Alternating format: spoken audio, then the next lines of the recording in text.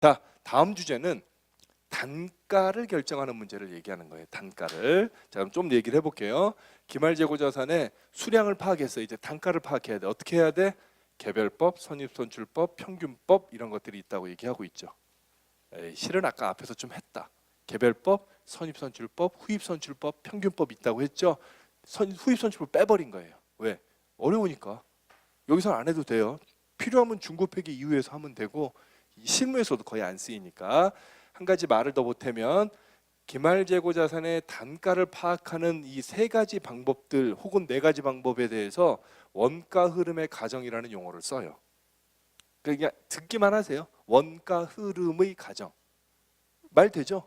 그 원가가 어떻게 흘러가는지 가정한다고. 먼저 들어온 게 먼저 팔렸다고 보느냐, 아니면 개별적으로 판단하느냐, 나중에 들어오는 게 먼저 팔렸다고 보느냐, 평균이라고 보느냐. 사실은 평균법을 쓰는 게 가장 적합한 건 뭐 어디 회사겠어요? 정유회사. 기름을 부으면 섞일 거 아니에요. 아니 900원에 들어온 거하고 910원에 들어온 걸 뭐 물감을 탈 거야, 어떻게 할 거야? 섞어야지. 그렇게 되는 거예요. 자, 개별법, 선입선출법, 선입선출법, 평균법 합니다. 평균법 안에 총평균법과 이동평균법이 있습니다. 이건 직관적으로 한번 이해해 보세요. 총평균법은 어떻게 하겠어요? 1년치 평균. 이동평균법은 오늘까지 평균, 오늘까지 평균. 돌아버리겠죠. 아니 막 뭐 물건을 사 1년 전체 산 거에 평균 내서 하나당 87원 이게 아니라 오늘까지 평균 내고 하루 지나면 또 오늘까지 평균 내고 그렇게 하는 거예요. 훨씬 어렵지. 그래서 평균법이 편해서 썼는데 이동평균법 선택하면 안 한 번 못 한 거예요. 저희 거래처도 하나 이동평균법을 하고 있는데 예전에 누가 했대요. 근데 이게 회계도 그렇고 세법도 그렇고 바꾸는 게 쉽지가 않아서 계속 이동평균법을 하고 있어요. 사실은 요즘은 무슨 법을 쓰든 그렇게 어렵지 않아요. 왜? 우리에겐 더 좋은 이 있기 때문에. 근데 예전에는 정말 힘들었었죠. 손으로 하던 시절에. 제가 원래 회계사 처음 해서 제 전공은 엔티덤핑이라고 국제무역분쟁 해결하는 게 제 전공이었는데요.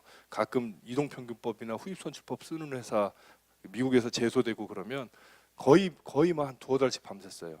대한금속이라는 회사가 있어요. 상장사인데 지금은 뭘 쓰는지 모르겠는데 거기가 우리나라 상장사 중에 유일하게 후입선출법을 썼는데 미국에서 덤핑이 걸려서 제가 결혼한 두 번째 해였는데 1년 동안 집에서 한 달도 안 있었을걸요. 그냥 뭐 가끔 옷이 너무 더러워지면 집에 가고 그렇게 살았었어요. 끔찍한 해였었죠. 저희 동네 뭐라고 소문이 났냐면 어떤 젊은 여자가 사는데 가끔 남자가 와서 자고 간다 이렇게 소문이 났대요. 정말 미안했었던 것 같아요. 자, 선입선출법은 영어 이름을 하나 써놨어요. First in, first out. FIFO라고 합니다. 이거 그냥 알아두면 좋으니까 FIFO 그래요. 자, 그러면 후입선출법은 참고로 뭘까요? Last in, first out. LIFO라고 읽어요. 그런 게 있다. 자, 그러면 이 각각에 대해서 심플한 예를 하나 만들어 놓았기 때문에 그 예를 가지고 여러분들하고 설명을 할 건데요. 교재 80페이지에 있는 것 같아요.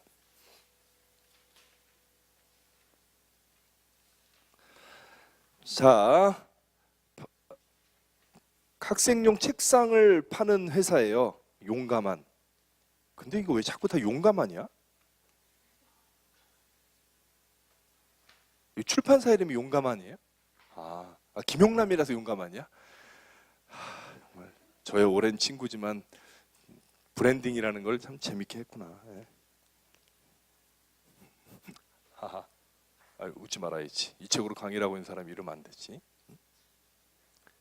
제 친동생이 시행사에서 일을 한 적이 있어요. 지금은 딴 일을 하는데 시행사가 뭐냐면 땅을 사가지고 분양을 해서 돈을 버는 회사인데 시행사들의 대부분 문제가 사업이 늘어져서 망해요.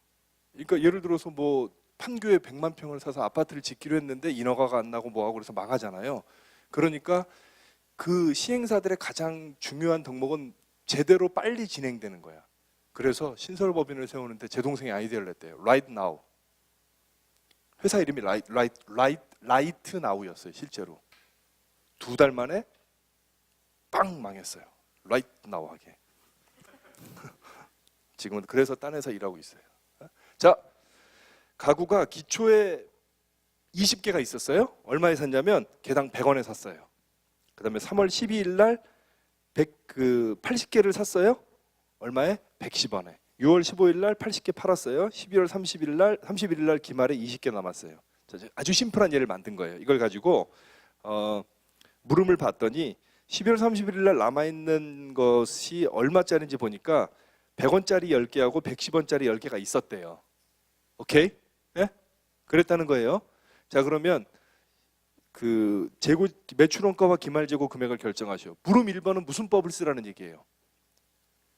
개별법을 쓰라는 얘기를 준 거죠. 물음 2는 선입선출법 해라. 물음 3은 평균법 써라. 이렇게 얘기하는 거예요. 해볼게요. 물음 1. 물음 1은 지금 무슨 얘기예요? 구하고자 하는 핵심적인 질문은 뭐예요? 매출원가와 기말재고자산 구하라는 얘기죠. 그죠? 매출원가와 기말재고자산 구하라는 얘기예요. 자, 기말재고자산 먼저 구하기로 이제 약속을 하고 물음 1로 보면 기말에 남아있는 건 얼마예요? 아니, 여기 써 있잖아. 10개는 100원짜리, 10개는 110원짜리. 얼마? 2,200원. 그럼 매출원가는 얼마가 돼요? 기초에 얼마 있었어요? 2,000원. 여기 100원짜리 20개 있었잖아요. 2,000원. 그 다음 매입한 게 얼마짜리예요? 110원짜리 80개. 그럼 8,800원. 우린 이거를 뭐라고 부른다고 그랬어요? 판매 가는 상품. 그러면 다 팔았다면 얼마예요? 1,800원. 근데 얼마어치 안 팔았어요?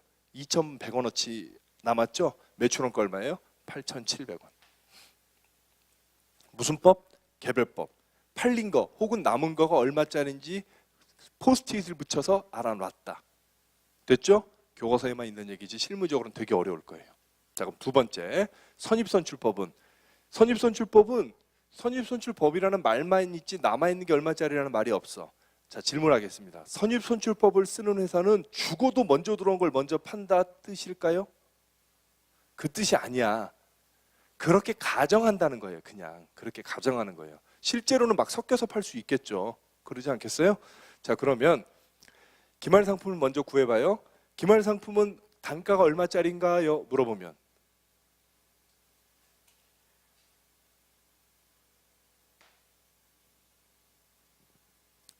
내가 아무리 알아도 답을 하지 않으리라. 애 좀 먹어봐라. 그러면 110원짜리죠? 그럴 수밖에 없잖아요. 올해 처음에 있었던 80개는 다 팔렸으니까 20개는 다 팔렸으니까 기말 재고는 20개가 110원짜리라서 2,200원이에요. 그러면 매출원가는 판매 가는 상품은 동일한 금액이니까 빼기 이게 잘못 썼어요. 2,200원 하면 8,600원이 될 수밖에 없죠. 그죠? 되신 거죠? 네? 자, 총평균법은 이제 어떻게 하겠다는 거냐면 평균을 내는 거예요. 평균을 어떻게 내는 거예요? 일단 평균 단가를 내야지. 응? 여기선 평균법이라고 했는데 제가 총자를 쓴 이유가 뭐냐면 이동평균법이 아니다 그 얘기를 해주고 싶었던 거예요. 자, 평균 어떻게 내는 거예요? 아무리 수포자라 할지라도 그냥 기초재고 금액하고 단기매입 금액 나누기 전체 수량하면 되잖아요. 2,000원 있었고 8,800원을 나누기 20개와 80개 100개니까 108원이 돼요. 개당 108원. 그러면 뭐예요? 팔린 것도 개당 108원, 남은 것도 개당 108원으로 보겠다는 거예요. 되겠죠? 그러니까 기말 상품 20개도 108원, 2,160원. 매출원가도 사실은 그 108원인데 여기서는 이제 공식에 따라서 매출원가는 판매 가는 상품에서 기말 재고를 빼면 되니까 8,640원이 되죠. 이게 지금 기말에 남은 게 몇 개예요? 이 회사 20개 남았죠? 그죠? 팔린 건 몇 개예요? 팔린 건 몇 개예요? 80개죠? 80개 곱하기 108원 해봐요. 얼마 나오나?